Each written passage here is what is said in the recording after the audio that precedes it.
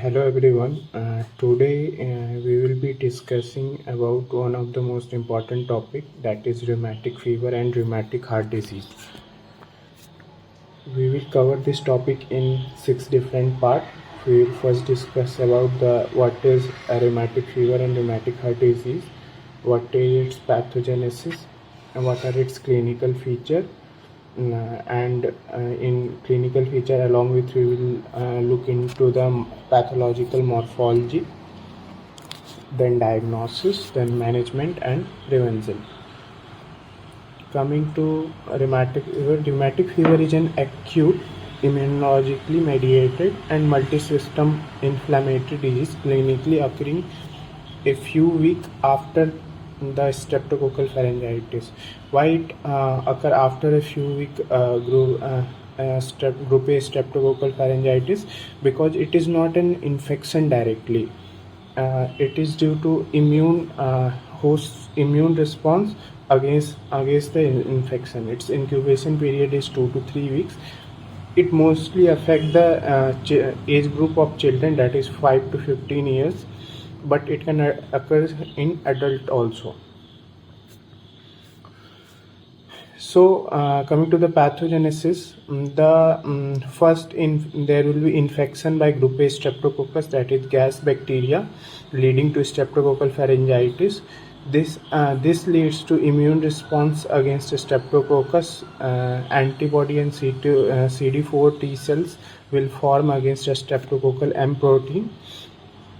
And here after the antibody, since M protein resembles cardiac self-antigen, that leads to molecular mimicry of host cells. This causes cross reaction between antibodies and self-antigens. So antibodies and T cell will attack heart tissue. This is leading to autoimmune reaction. Features are after autoimmune reaction are pancarditis, which leads to inflammation of heart, in which outer layer gets affected, called pericarditis. In myocarditis, in which middle layer of heart is affected, in which we can see Aschoff's body and anti-Aschoff cells. And in endocarditis, we see small vegetation called verrucae. And so other manifestations include arthritis. In skin we will see erythema marginatum, subcutaneous nodules, and in brains we will see Sydenham's chorea. So migratory polyarthritis seen. These are red swollen hot and tender lump present in parts of the joint, as you can see in the figures. And then subcutaneous nodules are a small mobile painless lump present against the bony prominence. And erythema marginatums are pink macular rashes present all over the body.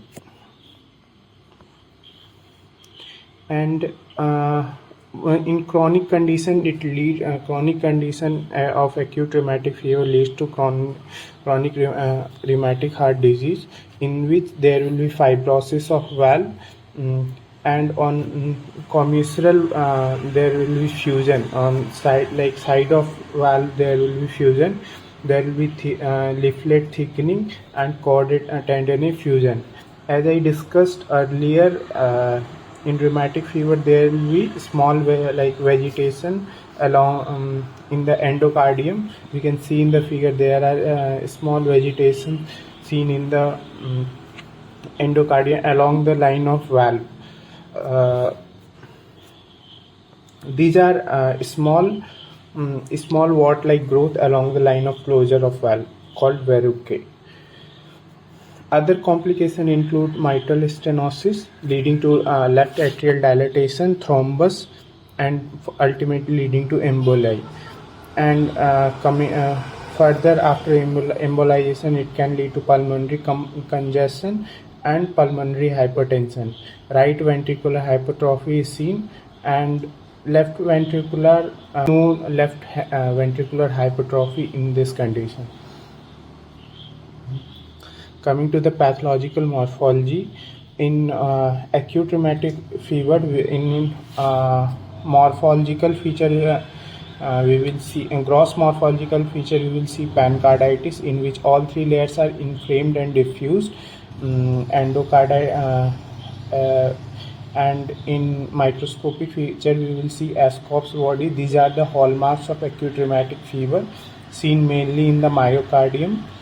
It is made up of T cell, plasma cells, antiscope cell, and sometimes Aschoff's giant cells also. As we can see in the figure, there are in Aschoff's body we can see macrophages activated with abundant cytoplasm, caterpillar-like antiscope cells, fibrinoid necrosis can be seen, and multinucleated fused antiscope cell. These are called Aschoff's giant cells are seen, and lymphocytes are also seen. Antiscope cells are have caterpillar-like chromatin. Coming to endocarditis.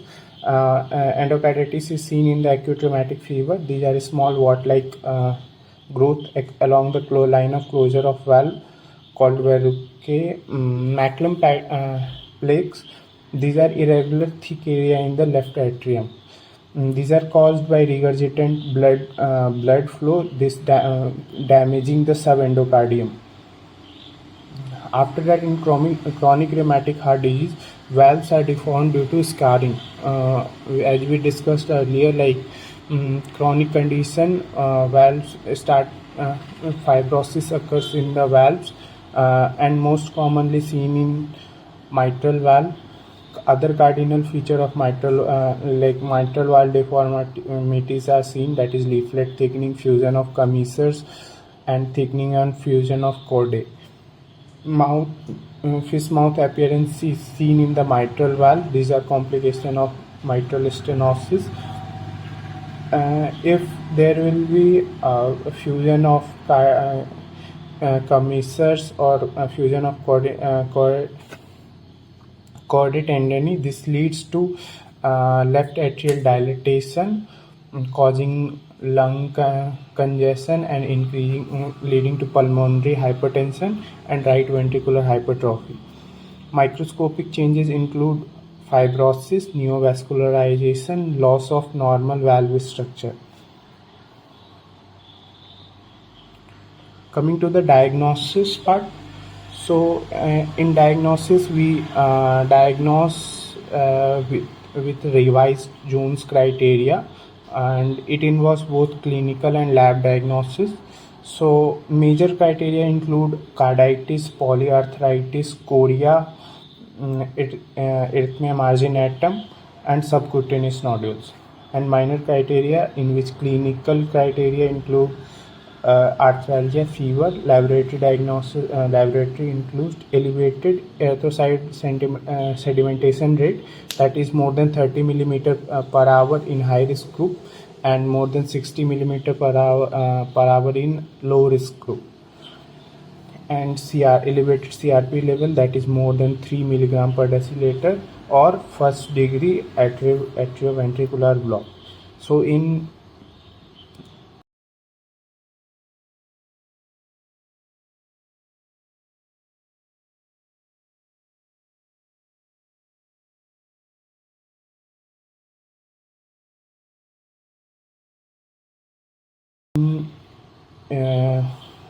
initial acute rheumatic fever, if two major criteria are seen or one major or two minor criteria are seen, this could lead to initial acute rheumatic fever.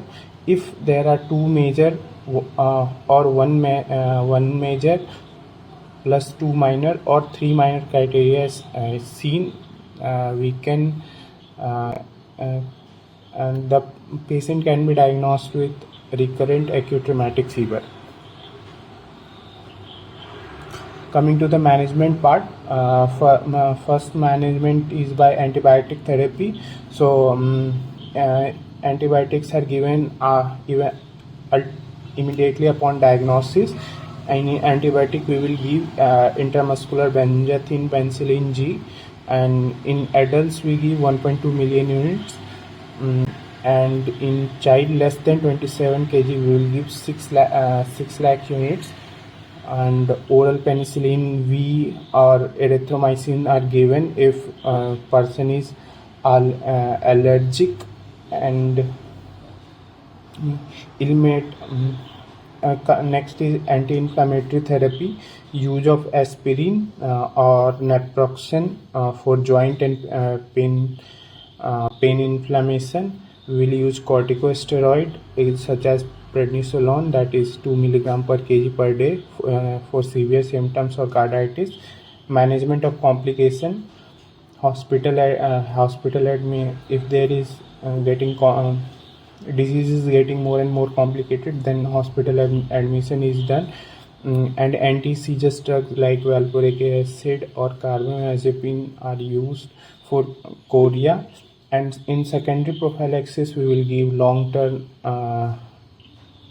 intramuscular benzathine penicillin G every 28 days. It is a gold standard, and oral penicillin is a second line. So duration depends on like how much there is cardiac involvement.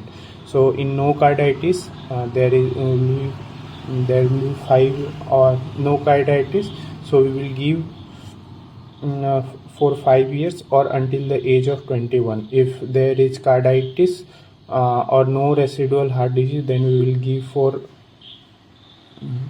carditis but no residual heart disease, then we will give for 10 years or until 21 years of age. And if there is carditis with heart disease, then we will give for 10 years or until age of 14, and sometimes it could be a lifelong. Thank you. If you like this video, do share it